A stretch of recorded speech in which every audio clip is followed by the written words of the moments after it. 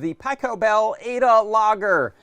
It is for logging your data. It has a micro SD card over SPI. It has a STEMMA QT port for attaching sensors, and it has a real-time clock with battery backup. Got the Pico 2, I've got the Adalogger. You can see I have the coin cell battery in there. I have STEMMA QT plugged into an SHT 45 humidity and temperature sensor, and then I've got my little SD card plugged in there to log data.